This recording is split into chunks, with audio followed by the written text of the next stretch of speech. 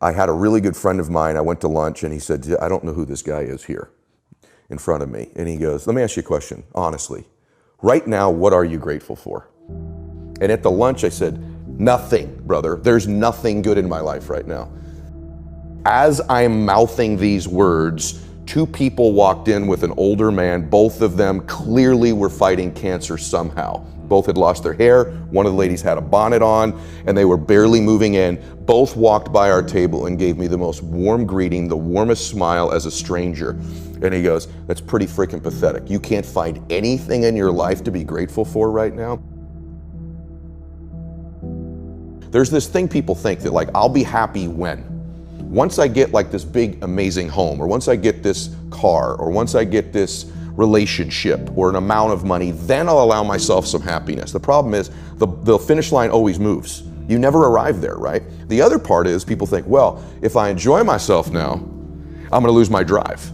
In other words, if I can just wire myself with enough pain all the time, I won't lose my drive or ambition. The truth is there's no correlation between the two at all. There's no relationship between you feeling complete pain all the time and losing drive. And so I talk about living in a state of blissful dissatisfaction. And really the best example of that would be like if you've ever, I love a good meal, right?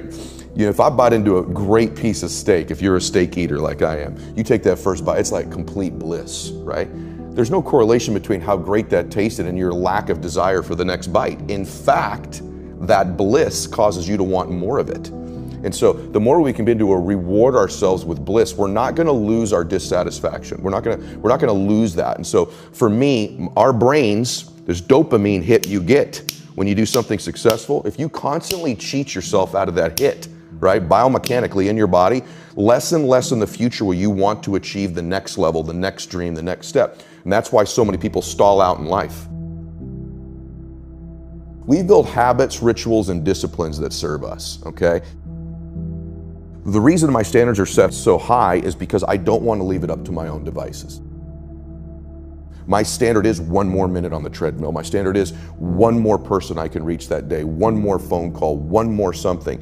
And so for me, I raise them every single year, but the way I get to do it is I link it to my reasons. And so goals are really empty to me. You show me someone with compelling, emotional, gigantic reasons, I'll show you someone who's changing their standards all day long. So like, give you one quick version that you've not heard before. One of the reasons I'm relatively fit is not just peak state. I have an uncle in my family that died at 50 years old of a heart attack. He's my godfather, my dad's only brother. I kind of resembled him. And I look like him a lot. So on the way back from his funeral, my reticular activator's on heart attacks. On the TV screen on the airplane, I'm listening to music, is the Oprah Winfrey show. She's going through a new heart scan. I've unplugged my headphones, plug it into the airplane one. They're talking about this new scan at Cedars-Sinai that at that time was new. It could read the plaques in your arteries, the calcifications, without going, really invasively. I scheduled it. I went in. I had a world-class doctor who understood reasons and leverage instead of just prescribing. Because when we coach people, you need to do this, you need to do this. Doctors do it. Take this pill, take this. He understood leverage and reasons.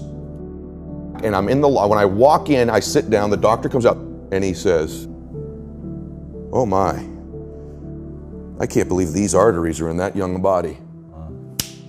Got my attention. We walk back in, we sit down. He could still go, you need Crestor, eat clean, get out of here. Isn't that what an average doctor does, right? No, wired me with huge reasons. He goes, let me ask you a question. I heard your wife's pregnant. I said, yeah, I have a son. And he says, do you want to be there when he graduates from high school to be there for that day? I said, yes, sir, yeah. He goes, your wife's pregnant. What do you have? And I said, a daughter. Would you like to walk her down the aisle on her wedding day, or are you okay that it's some other man? I went, what the fuck is on this scan, right? And he goes, I want to be very clear with you. If you keep going down the road you're going, there'll be some other man with your son at graduation high school, and a stranger's walking your daughter down the aisle that's not even born yet on her wedding day. But if you do exactly what I tell you to do, you'll be there. And so to this day, brother, there are mornings when I wake up, not every morning, I don't want to go to the gym, I go, Bella's wedding, Bella's wedding, Bella's wedding. So my standards are high because of my big old reasons. Other dudes may miss the gym that day because they're not going to miss their daughter's wedding if they don't go, but I've convinced myself I'll miss my daughter's wedding. So I will get my ass out of bed at 4 o'clock in the morning and I will get to that gym because my reasons are bigger, so my standards are higher. So that's what I think causes us to have great standards, is huge reasons. And I think anytime you meet somebody like yourself or myself who might now appear self-confident, it's because I really had to find tools and resources because I was so insecure and shy and introverted. So I had to find techniques and resources to build that up in me. And for me, it's very simple. It's the promises that I keep to myself. If I have a habit over and over of beginning to stack one on top of the other, of keeping promises I make to me, not other people. In other words, the minute you begin to get external in your life, worrying about what other people think about you, right? You've lost all control, and it never fills you up. And people's admiration, people's gratitude towards you will never fill you up. It's your own inside. And so for me, self-confidence comes from keeping the promises I make to myself. And the other part of it is being aware I'm doing it. In other words, most people don't give themselves enough credit all the time. They're very aware of these 20% things and not aware of the 80, right? And that's why the dosage is so important too. You've nailed it. It should be 80-20, right? Because people get addicted to this. I'm not good at this. People don't like this about me. I don't feel good. Instead of focusing on the 80 and stacking it up. Wow, I did eat what I said I was going to today. I did get up when I said I was going to. I made the amount of phone calls. I treated people in such a way I promised myself. It's not just doing those things.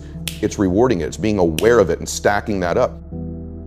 And all of a sudden, because that's the messaging I was giving myself, all of a sudden, all these things start to come into my awareness that I'm grateful for. I start to magnetize to myself some people that I needed to find into my life, and that was the next layer. I started to see things to be grateful for. My health, my fitness, people who loved me. And what it did is it changed my state.